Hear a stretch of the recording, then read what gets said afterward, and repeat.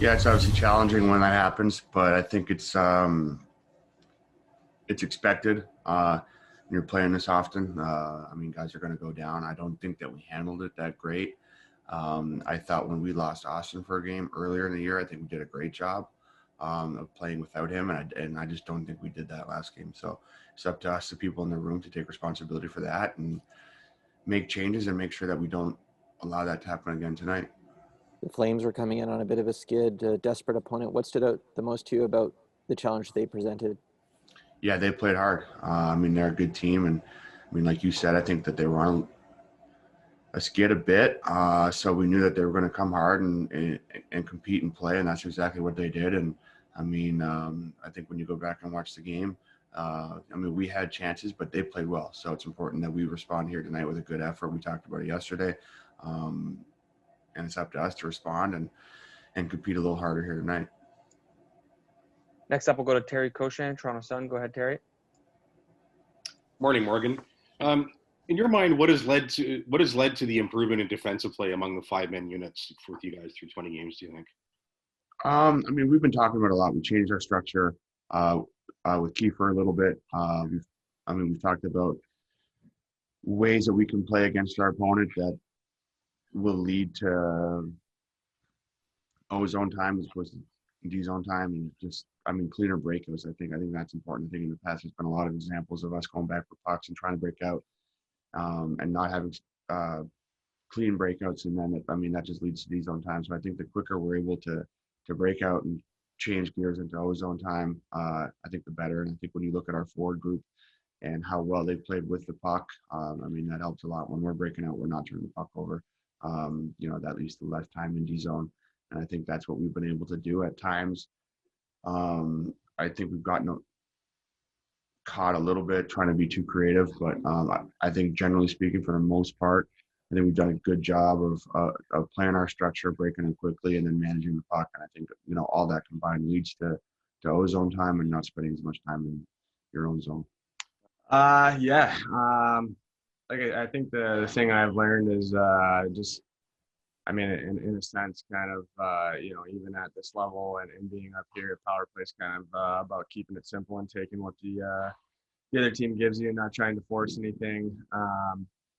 For me, I'm just trying to really, in the spot I'm in, trying to be out there to kind of support the puck, break pressure and be around the net, hopefully to bang home a rebound or two. Thanks so much. Next up, we'll go to Mark Masters, TSN. Go ahead, Mark.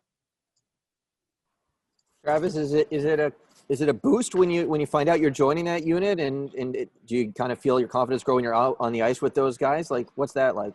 Yeah, definitely. I think, I guess for someone who was, hoping to get that chance and I ended up getting it, it definitely gives you a little confidence boost.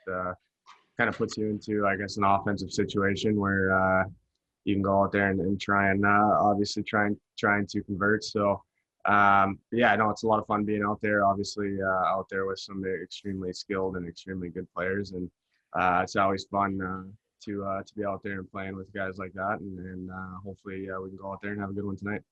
What was the team's takeaway, I guess, from Monday's game, and what are you looking to clean up or adjust heading into the rematch against the Flames tonight? Yeah, I think we just maybe didn't really ever get to our game, ever establish our game and play how we can for all 200 feet. I think we can be obviously sharper and quicker to close, shut things down in the D zone. And obviously we got shut out the other night, so we got to find a way to get some offense going against these guys tonight. And, sometimes it's just about keeping it simple and making sure that we're always getting pucks behind them and making sure that we can get our forecheck on tonight and hopefully spend more time in the O-zone. Yeah, the only change for today is that Hyman will be back in. Okay. He'll be in for Patan. Okay, and then I know we keep asking about Campbell too. Is there a possibility for the weekend then, do you think, or how does that look? Our goaltending situation, obviously, with both he and Fred is, at this point, I think we're both, day to day. So I think we're trending towards him being available on this road trip. That being Campbell, of course, being available on the road trip as to when.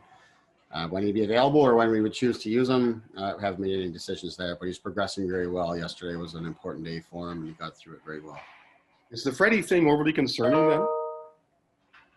It doesn't look that way. From what I'm told, he's progressing well. So, I mean, you know, we've had to go through the last little bit here without two of our goalies. So, yeah, I mean, that is concerning, but I think we're coming out on the other side of it here soon.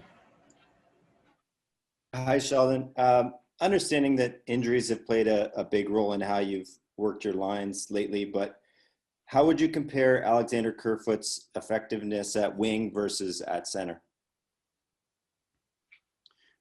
You know, I would call it pretty similar. You know, I think he had been playing well as a center.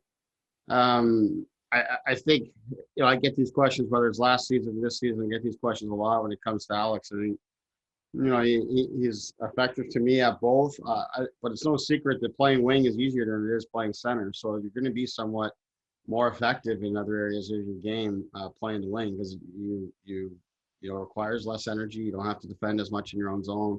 Responsibility is a lot less. Face-offs, like it's an easier position to play. So, yeah, there's a lot of players that, you know, in fact, most players that would benefit from not having those responsibilities. But, you know, he's a versatile guy for us, and he's proven that.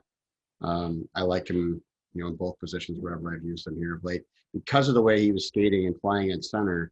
Gave me great confidence, you know, to be able to have that energy and speed, you know, to be able to put that on alongside Tavares. But injuries, as you say, have forced us to make all sorts of switches and changes that we normally wouldn't have done. But having a player like Alex has really helped us there.